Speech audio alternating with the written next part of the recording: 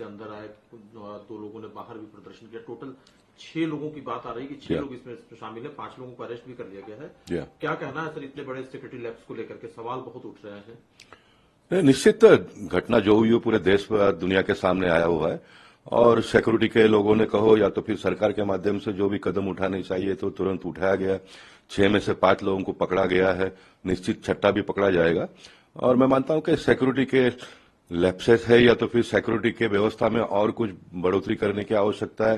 ये सारा विषय का गंभीरता से विचार विनिमय हो रहा है, और मैं मानता हूं कि देश में ये संसद यानी देश का अस्मिता का सवाल है, इसको तो कोई ढिलाई बिल्कुल बरती नहीं जाएगी, और जो कुछ भी आवश्यक है वो सारा सरकार के माध्यम से किया जाएगा।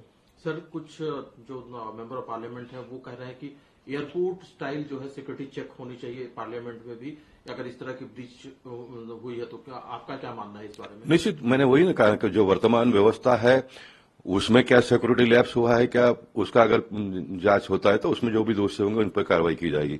लेकिन व्यवस्था ठीक ठाक है तो इस प्रकार का मॉडस ऑपरेंडी करने वाले लोगों को पकड़ने के लिए और व्यवस्था में क्या बढ़ोतरी करनी चाहिए उसके बारे में भी सोचा जाएगा।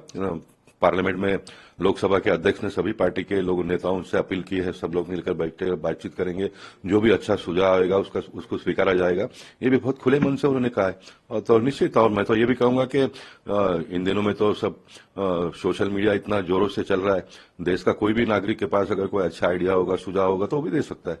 लेकिन सर, इस पूरे मामले में अपोजिशन के लोग इसको पॉलिटिसाइज भी कर रहे हैं। वो कह रहे हैं कि प्रताप सिम्हा के खिलाफ भी कार्रवाई होना चाहिए। वो महुआ मोइत्रा के केस से जोड़कर देख रहे हैं कि उन्होंने अगर पासवर्ड शेयर किया तो उनके खिलाफ कार्रवाई हो सकती है, तो प्रताप सिम्हा के गेस्ट है तो उन प्रताप सिम्हा पर भी कार्रवाई होनी चाहिए। देखिए, अभी कार्रवाई पूरी तो नहीं हुई ना, अभी तो जांच चल रहा है, वो तो अध्यक्ष का काम है क्या कार्रवाई करना, किसके ऊपर करना। और मैं मानता हूं कार्रवाई दोषियों पर किया जाएगा, क्योंकि मोदी जी के राज में इस प्रकार के मुद्दों के बारे में तो जीरो टॉलरेंस की बात वो करते हैं, तो किसी भी प्रकार का ढिलाई बरती नहीं जाएगी। और विपक्ष का तो काम है ना, अब विपक्ष के बाद में इतनी बड़ी हार को सामना करने के बाद में उसमें से निकलने के लिए कोई ना कोई रास्ता ढूंढ रहे, तो मैं मानता हूं कि इसको इशू बनाएंगे, लेकिन ये इशू कोई उनके हाथ आने वाला नहीं है और टिकने वाला भी नहीं है। सर, एक मुद्दा महाराष्ट्र से भी है। छगन भुजबल साहब, उन्होंने कहा है कि उनको लाइफ थ्रेट है, उनको जान का खतरा है। इस तरह के स्टेटमेंट अगर आ रहे हैं तो क्या मायने निकाले जाए? मैं ऐसा मानता हूं कि महाराष्ट्र में सबसे सक्षम गृह मंत्री देवेंद्र फडणवीस जी के रूप में है।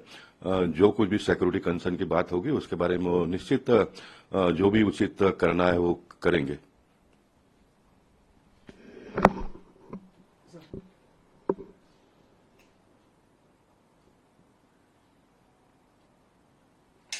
हाँ,